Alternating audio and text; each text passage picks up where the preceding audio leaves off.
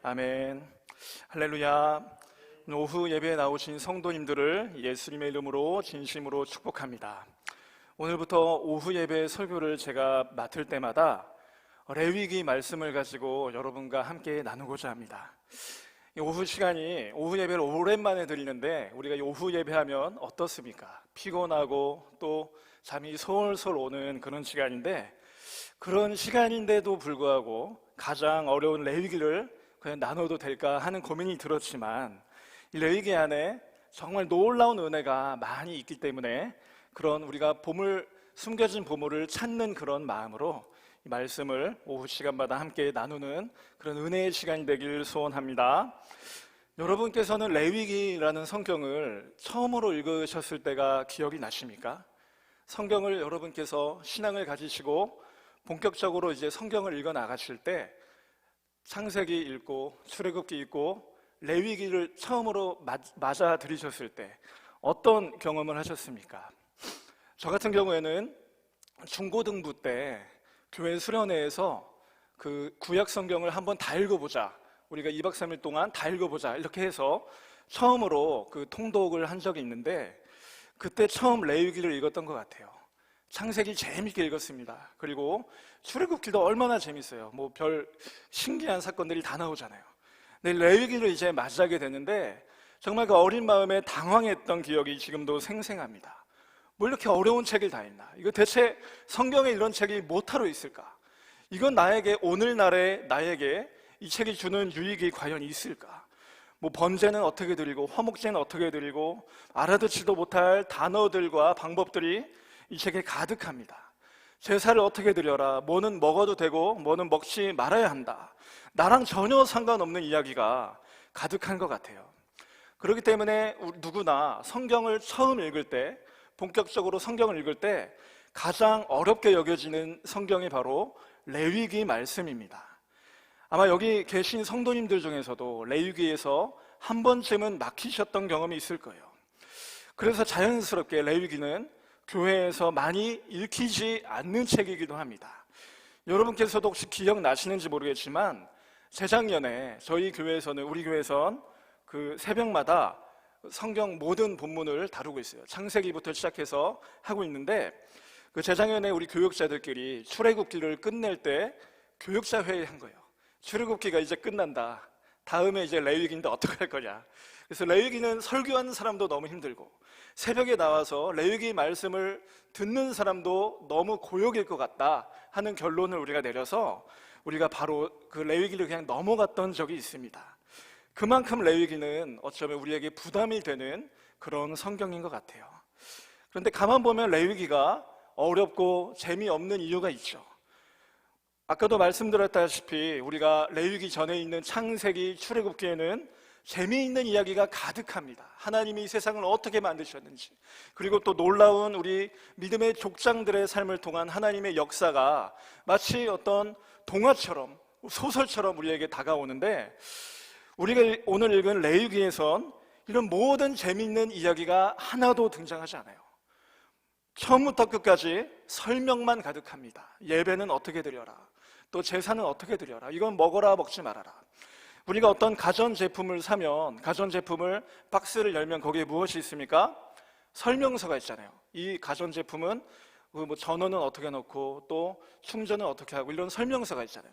설명서를 재미로 읽는 사람은 아마 거의 없을 겁니다.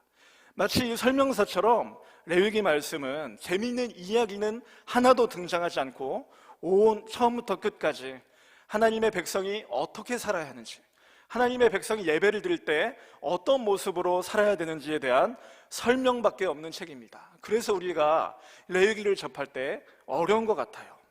하지만 그렇다고 우리가 레위기를 읽으면 그냥 넘어가도 되느냐? 그렇지 않다는 것이죠. 교회 역사를 들여다보면 레위기는 초대교회에서 아주 중요한 책으로 여겨져 왔습니다. 처음에 교회가 생겨나고 또 교회와 신학이 발전했는데, 특별히 교회와 신학이 발전했던 몇 가지 동네들이 있었어요. 바울이 지나갔던 다메섹, 오늘말로 다마스커스라는 지역에 초대교회가 크게 발전했습니다. 그 동네에서 신학이 발전했는데 이 사람들은 자기들의 언어인 그 아람어로 이 성경을 번역해서 소유했었고 또 자신들의 후대에게 이 성경을 물려주었는데, 이 사람들이 레위기를 뭐라고 번역했냐면, 여러 가지 성경 중에 뭐 여러 단어가 있겠지만 레위기를 뭐라고 불렀냐면 그 책이라고 불렀어요. 뭐 다른 어떤 흔한 책이 아니라 성경 중에서 성경 66권에서 가장 중요한 책 한 권 뽑으면 그 책 바로 레위기라는 것입니다. 레위기에 무슨 중요한 내용이 있길래 이 초대교인들은 그렇게 레위기를 소중하게 여겼을까요? 초대교회뿐만이 아니라 전통적인 유대인들도 레위기를 굉장히 소중하게 생각했습니다. 유대인들에 대한 교육에 대한 책을 읽다가 어떤 내용을 발견했냐면 이 사람들이 처음으로 자녀들에게 신앙 교육을 할 때 그 교재로서 레위기 말씀을 가지고 자녀들을 교육한다는 거예요. 하지만 우리들은 다 알기를 레위기 말씀에 잔인한 말들도 참 많이 나오거든요. 뭐 비둘기의 목을 비틀어라, 소와 양의 목을 따서 피를 다 빼라, 뭐 이런 어린아이의 교육하기에 적절하지 않은 내용이 많이 등장함에도 이 유대인들은 이 레위기를 가지고 신앙 교육을 했다는 겁니다. 그 의미가 무엇이겠어요? 예배를 드린다는 것은, 하나님을 우리가 마주한다는 것은 편하게 앉아서 어떤 편한 마음으로 그렇게 예배 드리는 게 아니라 내가 참여자가 되어서, 내가 예배의 참여자가 되어서, 내가 예배를 드리는 자가 되어서 그렇게 실제로 하나님께 헌신하는 것이다. 이것을 이 레위기 말씀을 통해서 교육한 것입니다.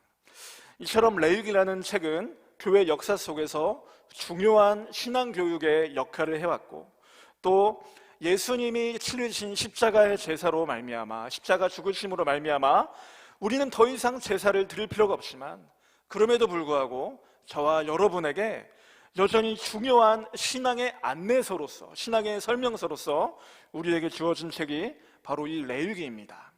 오늘 설교를 계기로 여러분들도 댁에 가셔서 레위기를 다시 한번 읽어보시길 바랍니다. 그 안에 놀라운 하나님의 은혜가 숨어 있습니다. 그러면 우리는 이 레위기를 왜 레위기라고 읽게 된 걸까요? 레위기 하면 우리가 흔히 알고 있는 것은 그 제사를 담당한, 그 제사의 전반적인 걸 담당한 레위 사람들에 대한 내용이 많아서 레위기다라고 생각하지만, 한번 살펴보시면 레위 사람에 대한 내용은 사실 그렇게 많이 나오지 않아요. 레위기라는 이름은 사실 나중에 성경이 번역될 때 라틴어로 번역되면서 붙은 제목이고, 원래 이 구약 성경은 히브리어로 쓰였는데 히브리어 성경의 맨 앞 가장 먼저 사용된 그 단어가 성경의 이름이 됩니다. 예를 들면 창세기 같은 경우는 베레시트라는 단어로 시작해요. 태초에가 이 창세기의 원래 제목이고, 그것처럼 우리가 오늘 읽은 이 레위기는 처음으로 시작되는 히브리어 단어가 바이크라라는 단어예요. 바이크라. 이 뜻이 무엇이냐면, 우리가 1장 1절을 보시면 여호와께서 회막에서 모세를 부르시고 라고 하죠. 그가 부르셨다라는 뜻이 바로 바이크라입니다. 그가 부르셨다가 이 레위기의 전통적인 원래 제목이에요. 그럼 누가 누구를 부르신 겁니까? 우리가 읽은 말씀처럼 여호와께서 회막에서 모세를 부르신 것입니다. 하나님께서 모세를 부르신 거예요. 회막에서 모세야 들어와라, 이 회막으로 들어와라, 모세를 부르셨고, 또 모세가 회막에 들어오자 이 모세에게 너는 이제부터 내가 하는 말 잘 받아 적어라 해서 받아 적은 게 바로 이 레위기의 말씀인 것입니다. 하나님께서 모세를 부르셔서 무엇을 말씀하셨습니까? 하나님의 백성답게 살아가는 법, 하나님의 백성에 걸맞는 삶을 살아가는 법, 그것을 여러 가지 제사법과 또 정결법이란 형태로 모세에게 알려주신 건데, 그 모든 것을, 레위기의 모든 말씀을 한 가지로 우리가 요약하면 저와 여러분이 오늘 읽은 두 번째 말씀인 19장 2절 말씀의 내용이 바로 하나님이 이 백성에게 알려주신 거예요. 우리 다 같이 한 번만 더 읽어보겠으면 좋겠습니다. 19장 2절 말씀 우리 다 같이 읽겠습니다. 너는 이스라엘 자손의 온 회중에게 말하여 이르라. 너희는 거룩하라. 이는 나 여호와 너희 하나님이 거룩함이니라. 아멘. 모세야 잠깐 들어와 봐라 해서 모세가 들어갔더니 하나님께서 하시는 말씀이 이스라엘 백성은 나의 백성이다. 이스라엘 백성은 내가 거룩하게 여기는 백성이다. 그러니까 이제 더 이상 너희들은 마음대로 살지 말고 내가 거룩한 것처럼 너희들도 거룩한 백성이 되어야 한다. 이 말씀을 하나님께서 모세에게 쭉 하신 거예요. 말하자면 레위기는 어떤 책입니까? 거룩한 백성이 되는 방법에 대한 책입니다. 레위기 전체에서 거룩이라는 단어가 150번이 넘게 나와요. 제사를 어떻게 드려라, 그게 거룩한 제사다, 이거는 거룩하지 않으니 먹지 말아라, 이런 내용들이 계속 반복된다는 것입니다.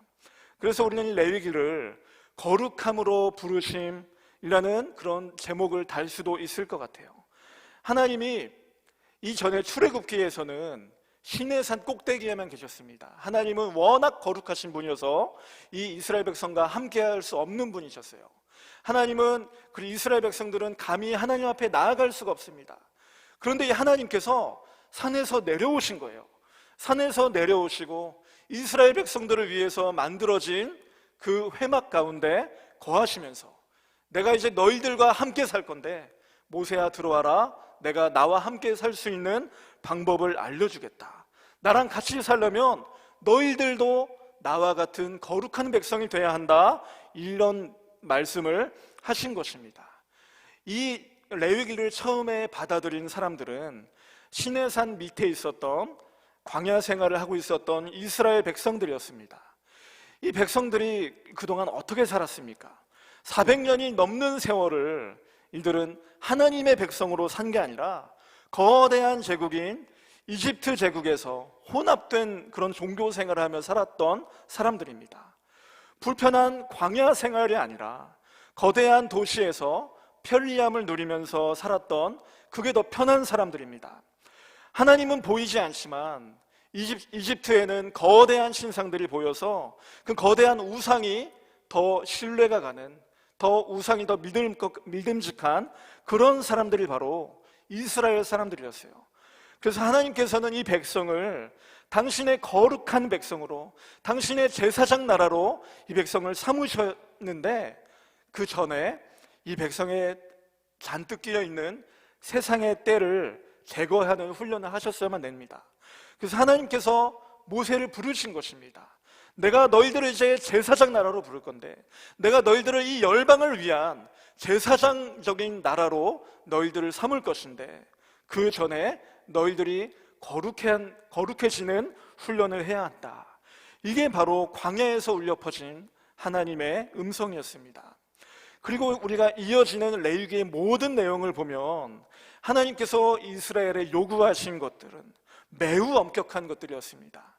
당시 근동지방의 다른 문화권들과 이 이스라엘의 율법을 비교해도 하나님께서 이스라엘에게 요구하시는 순결과 경건과 또 온갖 제사법은 말도 못하게 엄격하고 그것을 지키는 게 힘들었습니다. 왜 이렇게 하나님께서 높은 기준의 것을 요구하셨을까요? 왜냐하면 하나님께서는 이스라엘을 그냥 평범한 백성으로 삼으신 게 아니라 제사장 나라로 삼으셨기 때문에 그런 거예요. 거룩한 하나님의 제사장 나라, 열방을 구원하기 위한 하나님의 도구된 나라, 하나님의 손에 붙들려 사용되는 그 나라가 되려면 이스라엘은 거룩해져야만 했습니다. 그 주변에 있는 모든 사람들보다 도덕적이어야 했었고 나아야만 했습니다. 이러한 하나님의 거룩을 향한 부르심이 이스라엘에게만 끝났을까요? 하나님께서 이스라엘만 그렇게 부르시고 끝났을까요? 오늘날 저와 여러분들을 향해서도 하나님께서 우리의 이름을 부르시면서 요셉아 들어와라, 내가 너를 거룩한 나라로 삼았다 하고 이렇게 부르시는 줄을 믿으시길 바랍니다. 레위기 1장 1절에서 하나님은 회막 가운데 모세를 부르시고 모세의 백성에게 거룩을 요청하셨어요. 마찬가지로 하나님께서는 지금도 우리의 이름을 부르십니다. 우리의 이름을 부르셔서 지금 우리가 살아가는 이 자리에서 예배드리는 하나님의 백성으로 부르시면서 대충 살라고 우리를 부르신 게 아니에요. 적당히 예배드리고 살라고 우리를 부르신 게 아니에요. 하나님을 닮은 거룩한 삶을 살아가라고 우리를 이 가운데로 부르신 줄 믿으시길 바랍니다. 이 세상보다는, 이 썩어지는 이 세상보다는 하나님의 거룩함을 더 따라가고 썩어 없어질 이 세상의 쾌락보다는 영원한 하나님 나라에 우리의 마음을 두고 우리의 가치를 두고 살아가라고 하나님이 우리를 부르셨음을 믿으시길 간절히 바랍니다. 그런데 우리가 이 하나님의 요구 앞에서 내가 너희를 거룩하게 하기 위해서 불렀다, 이 요구 앞에서 얼마나 우리가 거룩한 삶을 살고 계십니까? 거룩이라는 단어는 히브리어로 구별된다라는 의미를 가지고 있습니다. 구별된다, 이 세상과는 조금 다르다는 것이죠. 여러분은 정말로 이 세상과는 조금 다른 삶을 살고 계십니까? 아니면 주일날 교회 다니는 거 그거 한 가지 말고는 어쩌면 이 세상과 별로 다를 게 없는 우리들의 모습은 아닌가요? 뭐 거창한 희생을 말하는 것이 아니라 어떤 거창한 헌신, 눈물 나는 그런 이야기를 제가 말하는 게 아닙니다. 우리 자신을 한번 면밀하게 솔직하게 한번 들여다보자는 것입니다. 하나님이 나를 부르시면서 요셉아, 내가 너에게 원하는 건 거룩함이다, 너는 나를 닮아가라 라고 말씀하시는데, 이 광야보다 더 삭막한 이 세상에서 살아가는데 눈에 보이는 것만 믿는 저 세상 사람들에게 보이지 않는 하나님을 증거해야 되는 나의 삶이 과연 그 역할을 감당하고 있는가? 하나님이 날 제사장으로서, 제사장 나라로서 부르셨는데 그 역할을 내가 잘 감당하고 있는가? 우리가 우리 자신을 한번 솔직하게 점검해 보길 바랍니다.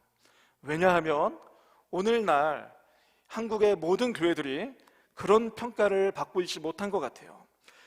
너무나도 여러분들도 많이 들어보신 말씀이라서 듣기도 힘드시겠지만 작년에 온라인에서 설문조사가 한번 있었습니다. 그 설문조사 내용이 뭐냐면 교회를 안 다니는 사람들은 교회 다니는 사람들을 어떻게 생각하는가, 교회만 가지고 한 게 아니라 불교, 천주교 가지고 다 했어요. 성당 다니는 사람은 어떤가, 절 다니는 사람은 어떤가. 그런데 그 결과가 너무나도 가슴을 아프게 한 겁니다. 교회 다니는 사람 하면 딱 떠오르는 이미지가 무엇입니까?